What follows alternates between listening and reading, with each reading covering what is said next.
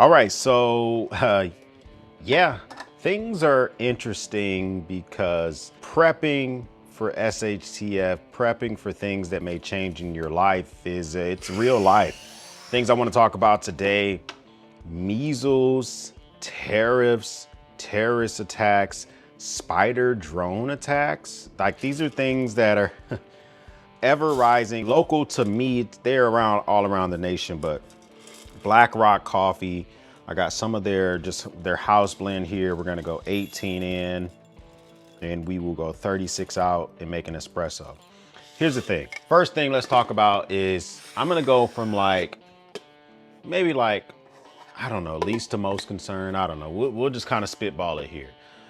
Measles outbreak has reached 5 times the level that they have been in years past. That sounds onerous. It sounds daunting. It sounds pretty crazy. But what that really means is that, we had measles in the past few years that didn't really rise over 200 cases. We just crossed 1,000 cases nationwide.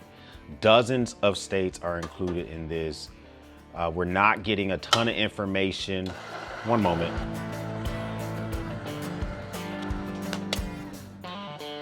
We're not getting a ton of information from the mainstream media, from news outlets about this, because it's just not like a splashy story. It's not a story that's really gonna make them a ton of money. And so I think a lot of times they end up just not giving it F. And so this is something I do think we need to stay vigilant about and stay thinking about, because measles are something that can affect our young kids, whether they're your kids, your grandkids, nieces, nephews, whatever. And I just really am concerned about it specifically for me. I have 5 children under 18. 3 of those children are under 5. And I'm just hoping that the vaccinations that they receive are giving them adequate protections. I'm also worried about the adults in my family. A lot of us, making sure that our protections are still good from decades ago, receiving these vaccinations. And those are the things I think about. There's not a lot I can do for prep wise. I've talked about this in numerous videos in the past. Prep kits that you can do. Now I've even increased that a little bit more as we enter into summer camps, as we enter into taking our kids to daycares and day camps. This might be an opportunity for you to also inquire with those places, what type of measures do they have to reduce the spread of germs? What are you doing in regards to protecting your facility and protecting your patrons that are going to be coming and enjoying and all of that good stuff? Those are the things I think about whenever we have that stuff going on in the daily. So another thing that really kind of passes my mind is these terrorism attacks, but it seems to be super specific right now to 2 groups. There's a lot of attacks that are going on to those that are pro-Palestinian, and then there's a whole lot of anti-Semitic attacks to those that are pro-Israel. I don't fall into either one of those camps as in my ethnic background, or particularly what I follow every day to know exactly what's going on around the world. But I do still participate in society. I still occasionally walk by these protests, these, demonstrations, people that are having an issue with whatever's going on. Those are still things that occur in my life. And so what am I doing to be vigilant about that? If I know that there's a scheduled protest coming up, we're staying clear of it. Last time I talked to you guys about something even similar to this is when all those folks were protesting Elon Musk. They were all over my neighborhood and the Metroplex. We just avoided those areas. There's no need for me to be anywhere near a Tesla dealership during those days. There's also no need for me to be near a lot of colleges, especially during the summer, or any public displays. I already have my degrees. I'm not teaching right now. So it's just a good reason for us to avoid it. When it comes to my daughter, who is going to be soon scouting and looking for colleges and stuff, we're not going to be doing that stuff over the summer. I think that stuff just needs to tamper down. It needs to calm down. I mean, there was just literally a guy with makeshift Molotov cocktails that were full of some type of liquid in some carafes that you use to make coffee. I know, because I make freaking coffee. And he's hurting people. He's just been accused of charged with 2 counts of murder because of the actions that he took against the folks that were pro-Israel and they wanted the Israeli hostages freed, and he's, I guess, pro-Gaza. Listen, at the end of the day, I think you can objectively have 2 opinions at the same time and also fight for something at the same time. Speaking of something at the same time, look at that creamy goodness that we're getting out of this. You can believe that the terrorist attack initially that happened October 7th of 2023, has it been that long? Against all those people who were in Israel at that concert, minding their damn business, all the people killed and all the people taken hostage. You can think that's wrong, and at the same time, think that what's going on in Gaza is a humanitarian need. I don't know the specifics. I can't say that Israel is doing too much or not doing enough. I don't know because I don't follow it, but I can say that both can be wrong at the same time. But if people are protesting and all the other type of stuff, steer clear of that. That's my prep advice for if you can see it.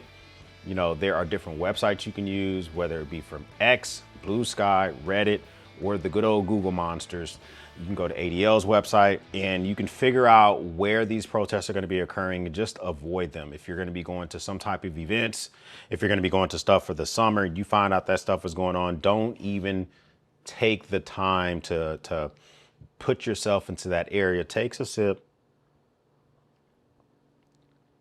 Interesting. What's interesting also is yay for American steel, American aluminum, but maybe boo for the rest of us.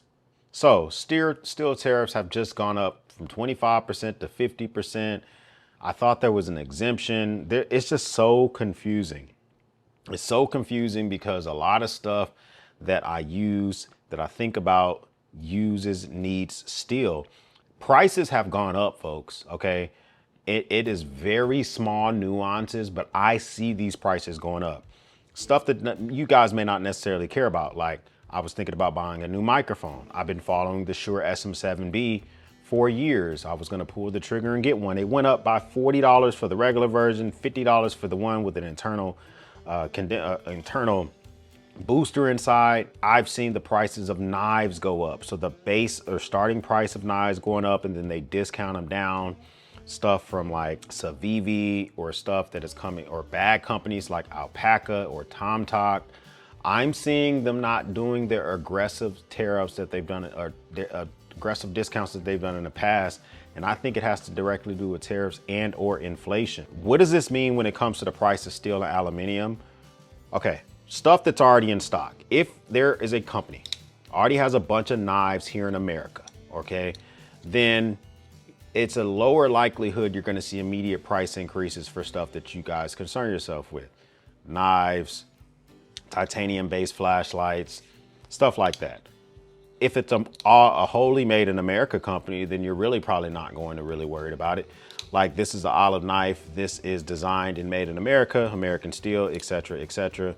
But if, 80% of the manufacturing process is American and they're bringing over M390 blade steel from Europe, maybe the price of knives goes up. I'm not sure. The price of stuff that you may use for your prep may go up. I just told you guys, I just got a new washer, had a whole headache with that. A lot of washers and dryers are made here in the States. The one that I have by Electrolux, I think that's made in Ohio. Don't quote me on that. But the point being is, will that affect stuff that you may need in overall? So I'm interested in getting stuff and building by scratch a chicken run and a chicken coop. The chicken wire, the lumber, the posts, all that type of stuff. Is that going to affect that type of pricing for my prep? I hope not. I really do hope that's not something I need to concern myself with, but I think about it quite all the time. Measles, tariffs. We got to talk about what is going on in regards to the spider drone attack, which damn near was a Trojan horse attack, the Ukraine into Russia. Whatever side you're on when it comes to the Russia-Ukraine war, I'm not here to talk about that. I'm here to talk about what does that mean for us Americans? A country was able to send deep into the bowels of another country fake log cabin homes or whatever the hell they were. Once in the country, open the roofs of those homes and attack many facilities, aircrafts, and strongholds in Russia. Okay. Now we share borders with Canada and Mexico. So that's not an immediate concern about them doing a Trojan horse attack on us, something similar to that. But the point being is, if there are capabilities out there to avoid detection for hundreds of drones or hundreds of devices that could be used as arsenal against us, are we ready for that in the States? I hope so. I hope that there is not a Trojan horse spiderweb drone attack that could affect us like that. What does it mean for our immediate prep? I've been thinking about things that seem a little bit unorthodox, but even stepping up my prep stuff, and especially when it has to do with my second A stuff, even more. Been looking into more rangefinders, binos, and scopes that have thermal capabilities, night vision capabilities, laser capabilities, and also IR. It's just, I really want to think about if I need to scout long range for somewhere for my family to go before we go to that area. Am I able to do it right now with my binos that only can see in daylight? Maybe not. I really want to think about if I need to look through a forest to see if there's warm bodies that could be trying to come up with my family at night. Am I able to do that at the moment? Not that great of a distance. The thermometers that I have right now only can do about probably like 100 meters or so, if that. I'm thinking about something that can help me see a threat further along. Hopefully America's doing the same thing. See a threat further along before it becomes an issue. So for your immediate prep, think about things that, yeah, of course we want to get all sorts of practice ammo and have specialty ammo and our weapons and all that other type of stuff, but things that you may want to start to look at are things that can help you identify threats faster. Anything all the way simple as someone messing with some of your knives or your guns, like an alarm type advice, all the way to if you're on foot in a bug out situation or a get home situation, being able to scout an area in front of you. It might be time to really start looking into that type of stuff, especially before the prices go up. But it's already happening. Tariff prices are already being affected. We're already being affected when it comes to the diseases and measles and terrorist attacks. There's just a lot of different things that we have to concern ourselves with, and I don't want us to just let it go by the wayside. What do you think is going to be affected? First time stopping by, hit the subscribe button. I would love to have you a part of the battalion. If this is not your first time stopping by, well, thank you once again for watching me run my grape. Continue your prep, continue to be vigilant when it comes to SHTF. Your everyday carry is a part of that as well. For everyone else, we'll speak soon.